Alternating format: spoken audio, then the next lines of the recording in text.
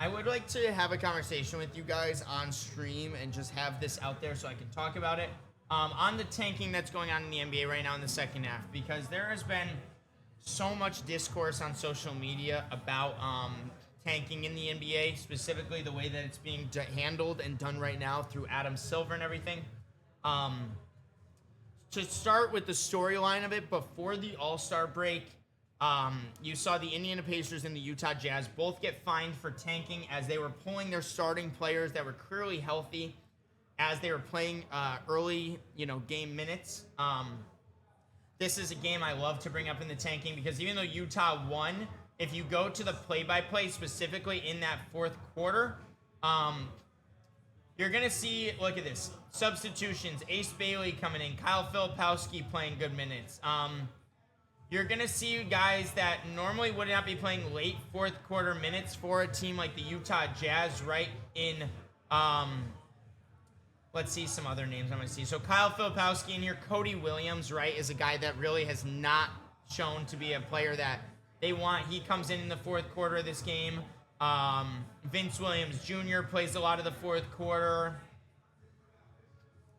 Bryce Sensabaugh enters the game for John Conchar, right? It's like, but when you look at this Utah Jazz team, right, those are the names that we're talking about coming and playing valuable minutes in the fourth quarter of a close game when they have, like, Jaren Jackson Jr., Larry Markkinen, Yusuf Nurkic, Isaiah Collier, right, that all played the starting minutes, but then didn't close the game. So the NBA fines the Utah Jazz and Indiana Pacers for their tanking, trends and benching guys. So then a team like Indiana comes out and beats the Knicks, beats the Nets to try and prove that they're not tanking after they pulled all their guys in this Jazz game. They pulled all their guys in this Bucks game. They pulled all their guys. Look at this. They've lost back-to-back games against the Wizards. Tanking. Well, this just happened where the NBA fined the Indiana Pacers $100,000 for their tanking, for their tanking reasons, right? But this report came out, and I thought this was kind of interesting. Rick Carlisle said Tuesday that the NBA investigators did not speak with team doctors or players before issuing the $100,000 fine for violating the league's player participation policy. So, the league lawyer that was doing the interview kind of unilaterally decided that Aaron Nesmith, who had been injured the night before and couldn't hold the ball, should have played in the game. Carlisle said in the extensive interview that during the interview process, I was not in on it, but I heard details. We asked them if they wanted to talk to our team doctors. They said no and that they didn't need to because they talked to their doctors who did not even examine Aaron Nesmith, right? Now, mind you, tanking is a problem. We all know that tanking is a problem. But the Pacers confirmed that it had provided all of the information requested by the league, and the team reported that in an interview with Coach Carlisle or a team physician that it wasn't necessary for them to report any of their own doctor information to the league because the NBA's doctors had already confirmed Aaron Nesmith's injury. And then the league came out and said an independent physician led the medical review. Do you see where the lack of communication throughout this whole process is so troubling for a league like the NBA? Specifically when you have the entire discourse of NBA media right now talking about ways to eliminate tanking. I've seen suggestions such as having teams pay for the number one overall pick. Imagine if Victor Wembanyama's year was not a lottery and it was up for, just throw your bids in. I mean, how terrible would that make the NBA? Now, mind you, is the NBA lottery rigged? That's a question that we love to say yes to. We don't technically know the answer yes or no yet, but at the same time, the frozen envelope happened. Luka Doncic gets traded, and Cooper Flagg is all of a sudden a member of the Dallas Mavericks. The San Antonio Spurs have to jump in the lottery to go get Victor Wembanyama. They perfectly jump to go get this next superstar in San Antonio.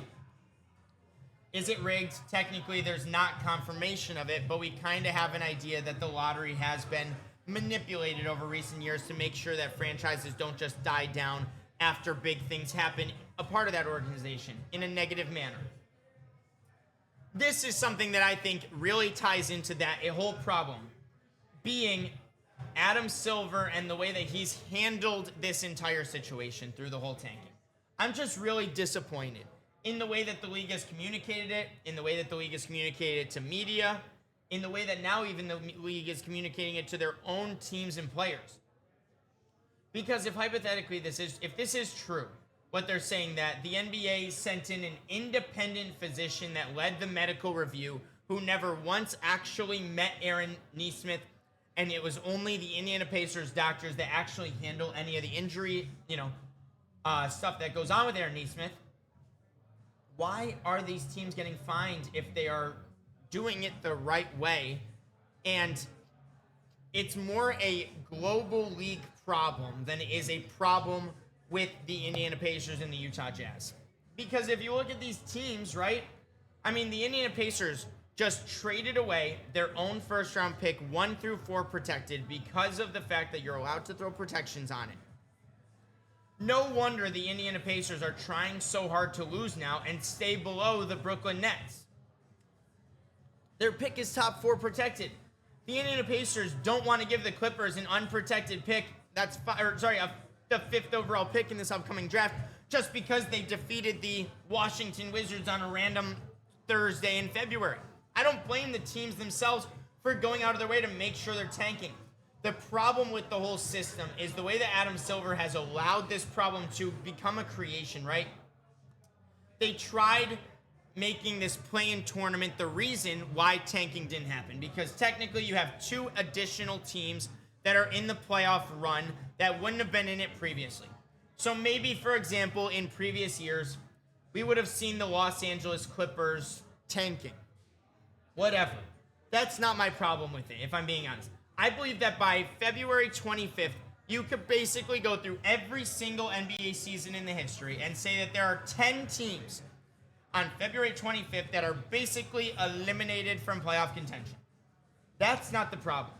The problem is the lack of management and publicity that Adam Silver himself has not come out and said about the league's tanking problem to say, we're going to fix it this way. The NBA, if you have healthy players, you should be playing your healthy guys, right? But for example, a team like the Miami Heat that's just making bad rotational, management, for example, like I talked about yesterday with them playing Pele Larson 36 minutes in this game, and Kel'el Ware dropping down to 19 minutes for no reason whatsoever, in my opinion, this is never going to get looked at. You know what I mean? Bad organizational management is never going to be looked at as this crazy thing. But all of a sudden, a good organizational move in Will Hardy taking out his guys in the 4th quarter because they need that draft pick to help the trajectory of their futures is getting fined. And now you're finding the mix of both bad parties where players are maybe healthy, the league is deeming them healthy, the teams are deeming them not healthy, so the team gets fined for not playing them, but the team doctors are holding their players out saying he's not healthy, he can't even hold a basketball. Where is there going to be a consistent direction and goal in this whole tanking situation? When are we going to see Adam Silver come out and say, this is what we're going to do to fix the problem? Because in the nicest way possible, Adam Silver, if you're going to keep talking about the expansion and adding a team in Vegas and adding a team back in Seattle, but we're in February, middle of February, before the All-Star break, having 10 teams definitively eliminated from the playoff contention, there's got to be a system in there that rewards bad teams for winning later in the season. I really think that's what it's going to stem down to.